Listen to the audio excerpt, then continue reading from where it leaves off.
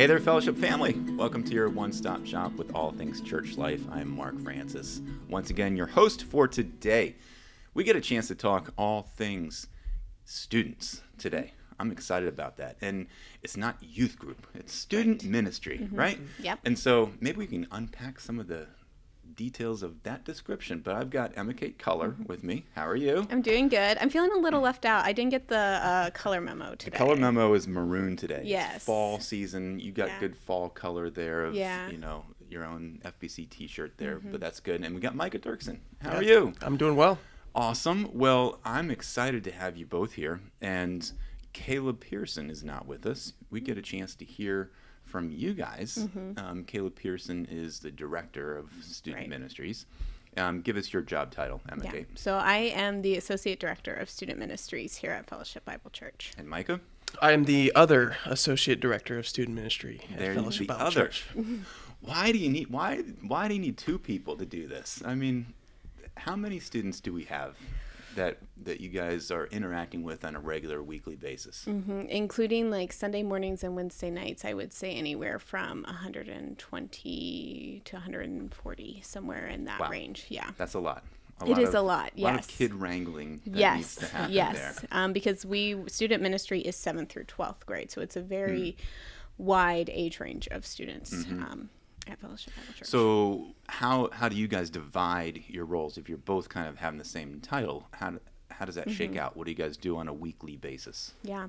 So when Micah came on, it was super nice for us to be able to divide because previously I was coordinating Sunday mornings and Wednesday evenings, which was a lot. And having Micah on board, I was able to step into just coordinating Wednesday evenings. So our Wednesday night structure, we have 2 small group nights a month. We have 1 large group night a month, and we have a ministry team night. And ministry team is kind of when students come together and they learn what it's like serving the local body. So how to serve the youth group. So we have a tech team, we have a worship team, we have a service team, a missions team. So kind of Caleb likes to always say that youth or student ministry is a microcosm of the church. Yeah, it's almost like a miniature church that's going on where you have different leadership opportunities, different availability and ways to serve as a student.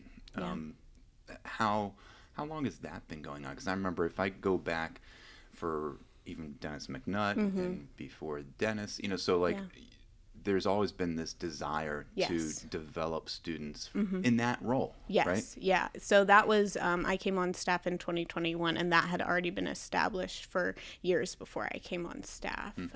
So it was really exciting to jump into a culture that really valued raising leaders and growing leaders and encouraging leaders. Since we're on that topic, I mean, what stories have you seen God do with that component of ministry when you're breaking it down? I mean, again, there's tech people, there's service, there's people kids who are involved with missions. You know, break it down. Like, how have you seen God work with students in their way of serving? Yeah, it's been really incredible to watch them grow, and I kind of alluded to this at the Fellowship Family meeting on Sunday, and we watch these young people come in to youth group in middle school, and they're kind of wild, they're kind of crazy. You just really don't know what's going on with them. But then as you're watching their families pour into them, their small group leaders pour into them, and then we see this a lot when we take kids on mission trips, just watching them rise to the occasion. 2 years ago, we went to Zambia, and getting to watch those students lead in a foreign country outside of their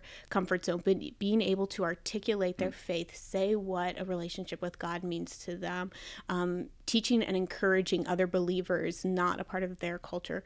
It was just so incredible to see and just watch God be so faithful in their lives to bring them to that point and then beyond, which is just so exciting. It really helps launch them when they do leave the nest, in my air quotes, of either going to school or going to have a career themselves outside of beyond high school, to have that level of involvement in a church body. Yeah.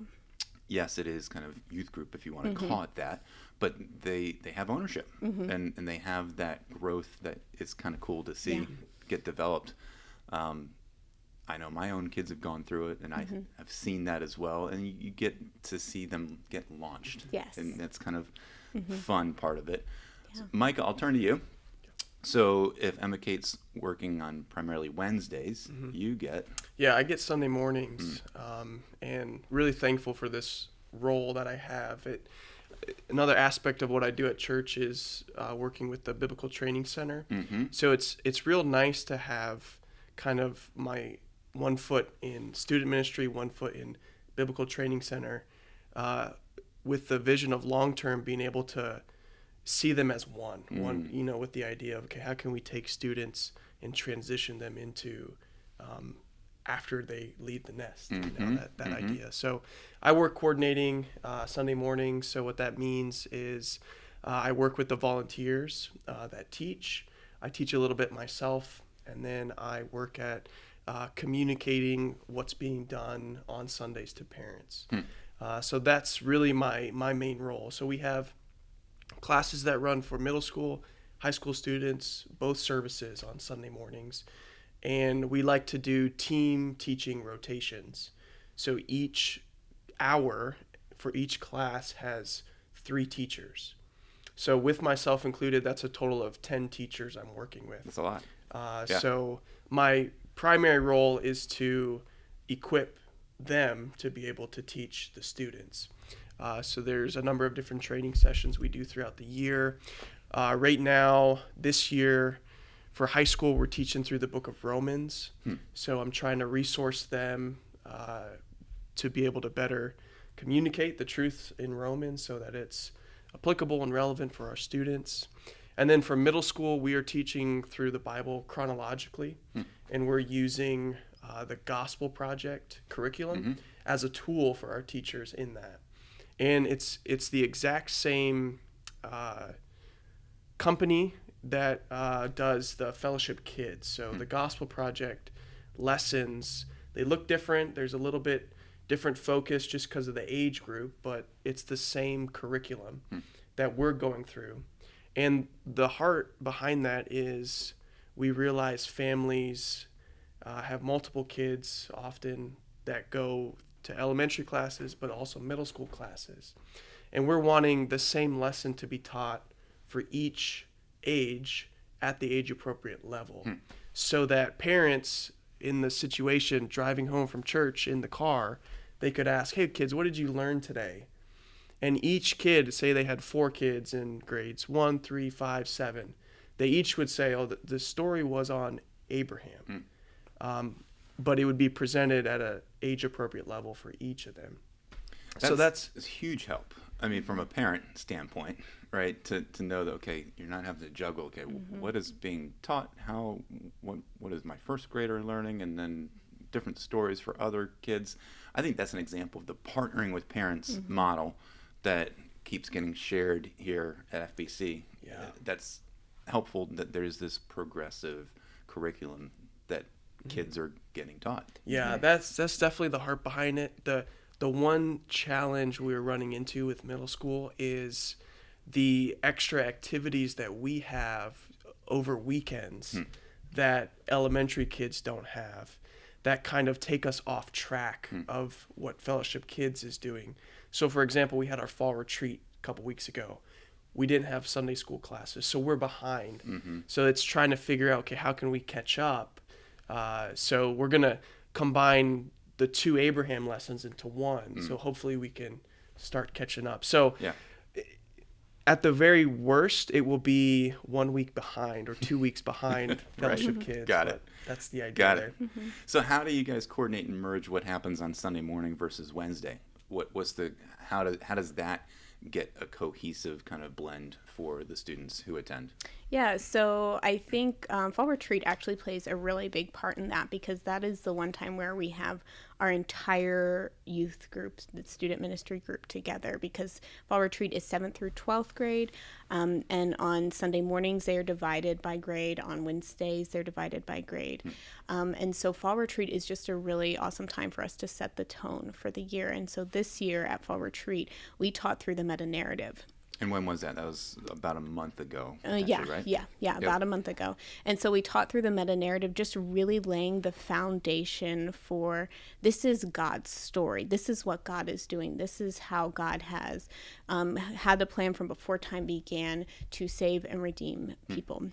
this wasn't the backup plan because middle school Sunday mornings they're learning through the Bible. They're studying through the Bible chronologically, and then on Wednesdays they're doing apologetics, so being able to understand and articulate their faith. So having that meta narrative there just really will solidify both of those. And then high school, this year on Wednesday nights we're talking about walking with God. What does that actually look like? And it's really funny that Tim was talking about beholding on Sunday morning, because that's what we're talking about Cool. in October's large group with high school. And then in Sunday mornings, high school is going through the book of Romans. Right. And so again, they all just go hand in hand together, but fall retreat is really just an excellent time to pull it all together, to tie it in a nice bow. That way they're set up for the year ahead. I heard stories. Fall retreat was amazing. So define that. I mean, as you go through the teaching content of what that means to you as a teacher and as a person here on staff, that you hope you can impart that to the students. What feedback were you getting from the students as you're teaching, and what made it such a good weekend? Yeah. I think what made it such a good weekend was one of the big reasons was we didn't allow phones this year.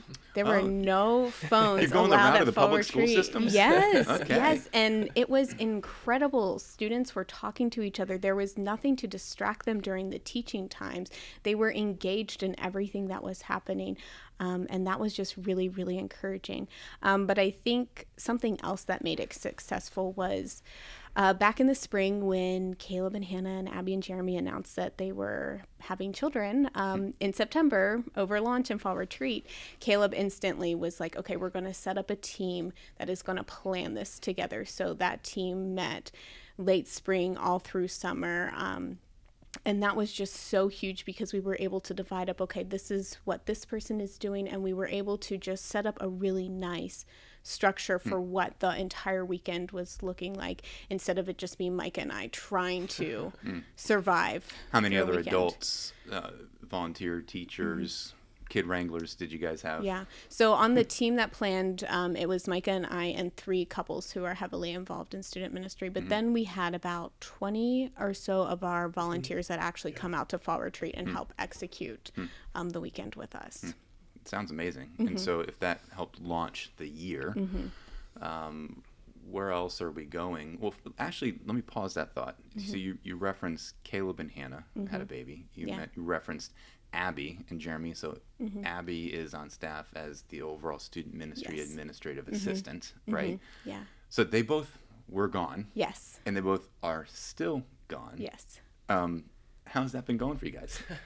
I will have to say they did a fantastic job to set Micah and I up for success.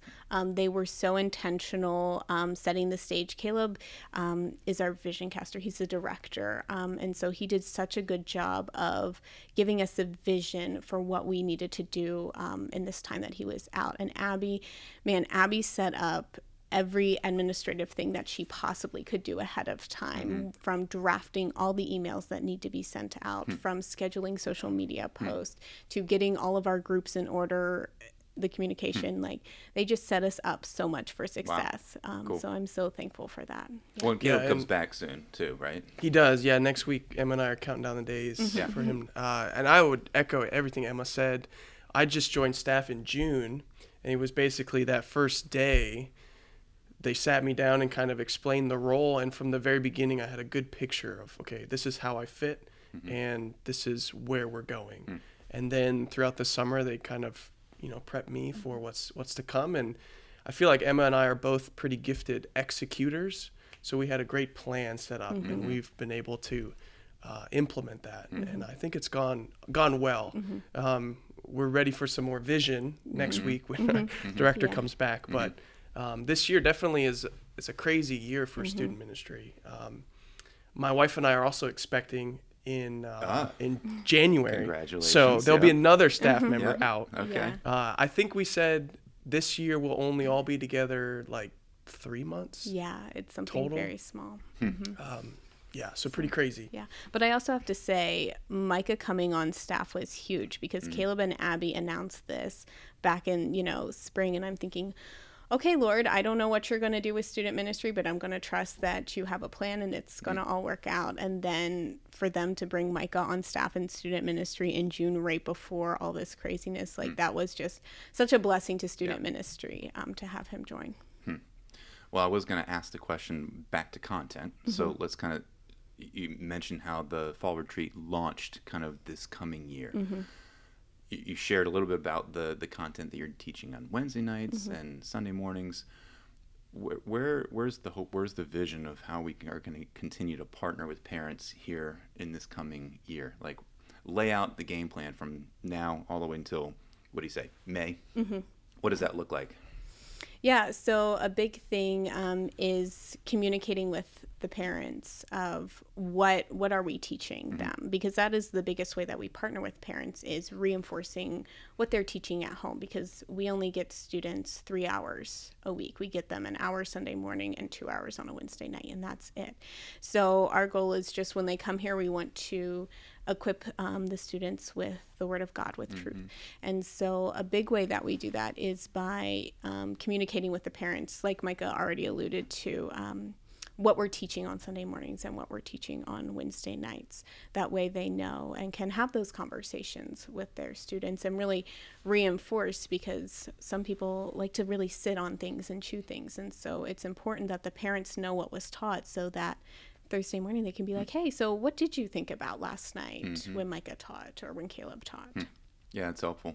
Well, student ministry is not just all about teaching, right? You got to have fun along the way. Yeah. What are some of the crazy things that you have planned for fun, for activities for students coming up? So the day this airs, we are actually hosting a barn party. So that'll be out at Cannon Springs, and it's going to be a lot of fun. So it's a pizza party, but outdoor fall festival vibes. So it'll be really nice to just sit, have a meal. We have a lot of really fun games planned, and then we always like to bring back a graduate of student ministry to kind of share their story of what it was like. So this year, Cole McQuaid will be coming to the barn party and sharing how student ministry was impactful in his life. And also he will be presenting the gospel, because we really encourage the kids to bring a friend to this party who may not be churched or who may not know who God is. And so we want to use this as a opportunity to share the gospel. Nice. What other kind of crazy fun stories go on a Wednesday night? Or, I mean, Sunday morning, I'm down in the lower level a lot too, and there's a lot of chaos that does happen down there too. So I can imagine, just again, I use the word kid wrangling, and I say that, with tongue in cheek, but also with love, knowing that yes, there's a lot of energy that happens with middle schoolers and high schoolers. What I heard, I don't know if you want to reveal this or not, but you sent out an email to the staff about boxes for the spring. Is there some, I mean, you guys just must have, do you guys just gather around the table and just come up with crazy things to do to keep kids entertained and allow fun to happen? Yeah, sometimes it's their suggestion, though. They're like, we think this would be really fun, because again, we have that team of student leaders. And so a couple years ago, we did this box game where they had to build a really tall tower, and they all loved that. And they were like, we really, really, really want to do that again. So they wanted to do it at the barn party. And I was like, guys, a week before, we don't have enough boxes. But I was like, okay, maybe, January or February, we could do something like that. But fall retreat, we plan a lot of fun things. This year there was a volleyball tournament, so the kids got to participate in. But then I'm going to let Micah share a little bit about his experience. We did a lip sync battle this year, and Micah reveals he has some secret talents that a lot of people didn't know about. Are you a performer? A lip sync performer? Well, apparently, fall retreat was a blast. So many fun events there, and we did a lip sync battle, and my favorite part about it was all the students were there and participating. So I don't mean every student did a song, but they were all very active in the audience, and that made it so fun. But there was about 11 or 12 performances, and I had the privilege of being in 2. So the 11th grade boys, they asked me if I would be the rapper Ludacris for their performance of Baby by Justin Bieber. So some guys came up to me, handed me some sunglasses, a hat, I ended up getting a chain, and they said, hey, you need to do this, or can you do this? So I agreed to it, but I said, I don't know any of these lyrics. And they said, well, just grab a microphone. No one will know. You just put it over your mouth. Study up, though, a little bit, right? Oh, you put the mic, you cover your mouth. I did. Right? So it totally defeated the purpose of the lip sync, but I really enjoyed that. And I think it was a hit with the crowd, too. So did you guys have voting of who won the lip sync battles? We did. No. And there were judges there. Oh, okay. And our song didn't win best overall, but we won best choreography. Oh. And I would say that was totally on the boys that did that. Specifically Silas and Braden. Yeah, Braden Silas Oplak. Battaglia and Braden Oplak, they led the charge with that choreography, and it's pretty incredible. See the things you miss when you're not around for fall retreat, everybody. You just would be a fly in the wall in those kind of environments. Yeah. I want to piggyback off of something Micah said about how the whole student ministry was there, that was at fall retreat, was watching this lip sync battle, because this year I would say the culture is they are all incredibly friendly and incredibly supportive of each other. There have been years past where there have been cliques and they don't all get along, but this year there's friend groups for sure, but it's just such a supportive environment. We had a couple 7th grade students get up and perform at this lip sync battle in front of everybody, and the audience could not have been better. Like, just cheering them on, excited for them. And these are kids who have just been in student ministry 3 weeks, and yet the environment was such that they felt like they could get up and perform in front of seniors in high school. Yeah, there's a big gap, 7th grade to 12th grade. Yeah. And joining a group like that can be pretty scary. Yeah. And, yeah. I really enjoyed that weekend. That was really the first extended period of time I could spend with the leaders and the students. So I really enjoyed that. And I did show a side of me that I usually don't have the context to do at the retreat. So it was the lip sync battle with the being a rapper. And then as leaders, we did a song. We did Party in the USA by Miley Cyrus. So there was a number of us leaders. Awesome. Yeah. And I can visualize that. Yep. Well, can you visualize what he's about to say? I'll say, well, I first have to mention Drew LeMay. He's got the dance moves. He's a fantastic leader, does a good job, even better dance moves.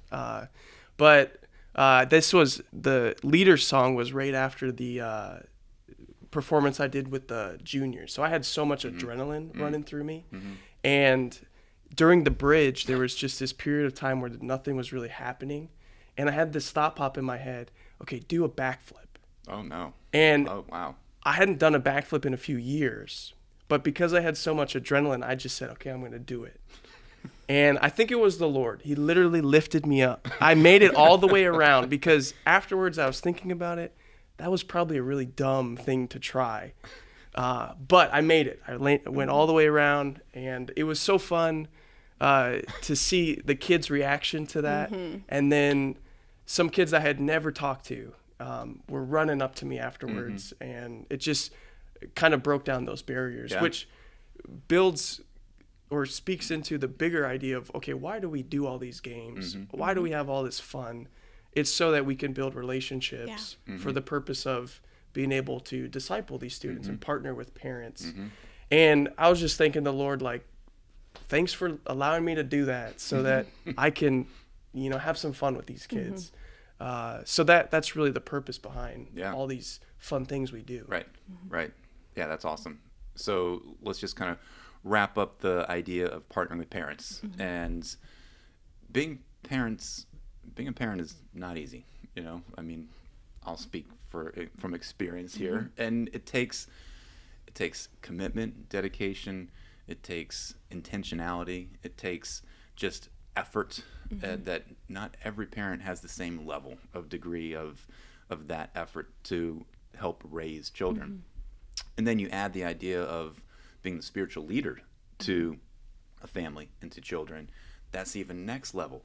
So having a church to support me as a parent is super valuable, but I also realize that it's still the responsibility of me to help kind of raise kids. And so there's a need to grow in our understanding of what it means to be a parent, grow in our understanding of our knowledge of God, so we can then pass that on to other people. And that's the heart behind why you guys are, and the whole family ministry team is putting on a parent summit. Right. So with that being said, I'll let you guys give a little bit more of your take on why a parent summit would exist, but also just what do you hope to see happen from doing this? Because we're a week away. Right. And registration, you can do that now. Yep. And if you go back and check your email from Student Ministry this week, there is a register now button in that email, but you can also register on the website. So yeah, it's just a really good opportunity to gather parents, all the parents in the same room, and to just be focused on them for the evening. And so we're going to hear from Kayla Pearson, Brian Weir, and John Avery. They're all going to be teaching different things. It's different from last year, but the idea is coming together as a community and saying we recognize that being a parent is hard.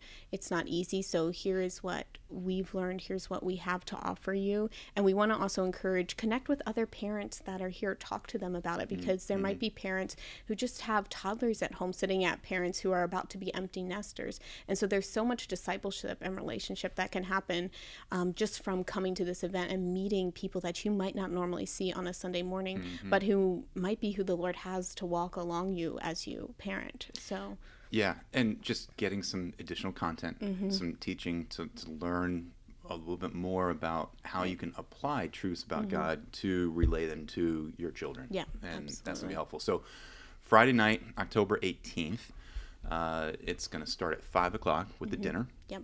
Come hungry. For parents with kids under the ages of 11, so 0 through 11, we've got children's ministry childcare available for them. And you can drop the kids off when you get in, then get your dinner and enjoy the entire night. That'll probably go just a few hours after 5. So like it's from 5 to 8. So plan on 3 hours to be available for a couple of those different sessions and hearing some testimonies and hearing stories and then interacting with those who are in attendance. So I'm excited. Yeah. It's going to be a great night. Absolutely. And I'll give you guys final thoughts. What else would you want to communicate to the parents of our church right now? How would you encourage parents in their journey, in their walk, and how you're partnering with them? Yeah, I would just say for myself, and I'm sure I can speak for the rest of the team on this too, we're just very thankful to be in this role. It's such a privilege and a joy to be partnering with parents and to be able to come alongside you and share Christ with your children and to see them grow and develop and mature and to just play a small part in that. It just really brings a lot of joy. Sure, there's difficulties and challenges that we face, but just really thankful for this. And for me, I'm excited. I was on staff at a church in Michigan for 4 years, and I was really thankful for all those relationships that developed with parents and with students. And I'm really excited to do that here with families and with students. And my wife and I mean, God can move however he wants to move, but we want FBC to be our home for the next 40, 50 years. And we're excited that the relationships we're developing with these students, hopefully we have for the next 40, 50 years, however long we're here. So we're very excited to be here, and I'm just super thankful to be in this role and to be a part of discipling students. Yeah. Yeah. I mean, I agree with everything that Micah is saying. We need community. We were created to need community. And so I'm just so thankful that we have the opportunity to do that with the students and parents of Fellowship Bible Church. Well, thank you guys for being willing to serve in that capacity, to have a heart for students, knowing that it's developing the next generation, and we're able to pass the torch on to them and just impart what you can for those couple hours a week that you get with the kids. So thanks for being here. And you know what? Next week, we're going to have Micah on the podcast as well for another episode with Tim Sanford. So get a chance to hear the second half of your role here at FBC. Right. So looking forward to that conversation. Emma Kate, thank you so much, and we look forward to seeing you on the stage on Parent Summit as well. Yes. So for the rest of you guys watching and listening, continue to share these episodes with those that might not know about it. FBC has multiple podcast platforms, so you can watch us on YouTube or Spotify or Apple, Google, you name it, wherever you get your podcasts. There's a Sermon Spotlight. There's this one, the Fellowship Family. There's Global Church, where we've got a couple new episodes coming up for that as well. Trips to Africa. And you can just thrive by engaging in the life of the body here, by learning more about what's happening here in our church and around the world through these episodes. So thanks for participating and watching today. Share your thoughts, share your notes. We want to hear from you as well. So go to fbcva.org/podcast to give all your thoughts and content. And the fact of the matter is, guys, we want to promote Christ, right? We want to share him with our families, with our children, and with all those around us. So let's let Christ be the focus of our lives each and every day.